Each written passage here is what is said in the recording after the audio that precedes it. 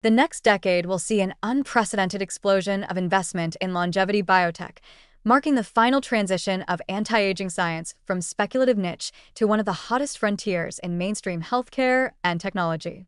As early proof of concept trials demonstrate that targeted interventions can meaningfully slow or even reverse key hallmarks of aging, institutional investors, venture capitalists, and pharmaceutical giants are already lining up to stake their claims in what could become a multi-trillion-dollar market reshaping human health. The numbers are staggering. Analysts project the anti-aging therapeutics market will nearly double from around $4.5 billion in 2025 to nearly $9 billion by 2034. This headline figure likely underestimates the true scale, since it only captures revenue from defined drug categories, leaving out massive adjacent sectors like personalized diagnostics, wearables, nutraceuticals, and AI longevity coaching, all of which are growing synergistically with therapeutic pipelines.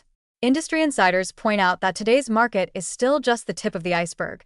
As the first FDA-approved anti-aging interventions emerge, demand could rise exponentially, especially if therapies prove safe, affordable, and effective at delaying frailty, dementia, or metabolic decline. Already, the influx of capital is remarkable. Firms like Altos Labs, Calico, backed by Alphabet, and Hevolution Foundation, funded by Saudi Arabia, have raised or committed billions of dollars to aging biology. Venture capital funds specializing in longevity, such as Cambrian Bio, Longevity Vision Fund, and Apollo Health Ventures, are seeding dozens of startups working on senolytics, cellular reprogramming, telomere extension, microbiome modulation, and advanced delivery systems like exosomes or programmable mRNA. Even traditional pharma is getting involved.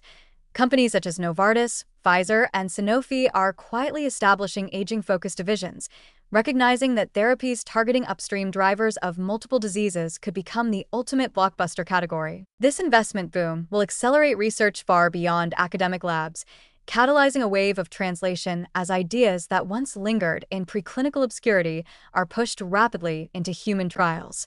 For example, companies are now testing combinations of dasatinib and quercetin to clear senescent cells in humans, Yamanaka factor-based epigenetic reprogramming to rejuvenate tissues without inducing cancer, and microbiome therapies to re-establish youthful gut immune crosstalk.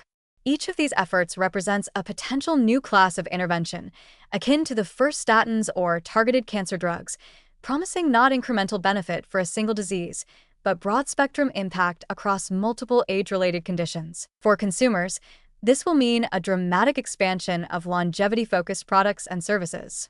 Where once anti-aging mostly meant cosmetics or vague supplements, the market will soon offer clinically validated interventions targeting root causes of aging, such as prescription senolytics, personalized regenerative therapies, and microbiome-based inflammation regulators. Meanwhile, direct-to-consumer companies will build on growing awareness of biological age metrics, offering subscription models that combine testing, AI-driven recommendations, and interventions tailored to slow the pace of aging. This commercialization will further fuel the industry, as public demand helps convince regulators and insurers of the value and necessity of these interventions. Economically, the implications are massive.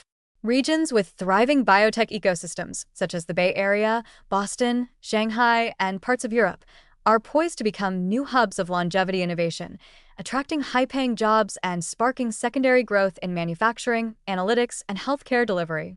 Nations with aging populations will have strong incentives to support domestic longevity industries, seeing them not only as drivers of economic development, but as essential tools to reduce the future burden of elderly care. Some countries may even offer incentives, like tax credits or expedited regulatory pathways, to attract longevity startups, sparking a global race to lead this next biomedical revolution. Yet the rapid influx of capital will bring challenges. The hype cycle could drive speculative bubbles, with investors overvaluing unproven ideas or mistaking correlation for causation in early biomarker shifts. Startups may face intense pressure to commercialize prematurely, risking public backlash if interventions fail to deliver or cause unexpected harms.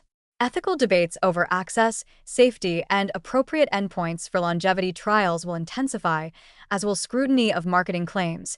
Regulators will have to navigate a delicate balance between fostering innovation and protecting consumers from unsubstantiated promises. Despite these complexities, the direction is clear.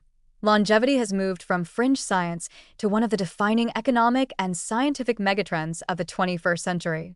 As investment pours in, breakthroughs will accelerate, transforming the prospect of adding healthy decades of life from a speculative dream into a realistic, near-term goal, and forever altering how society thinks about aging, health, and the limits of human potential.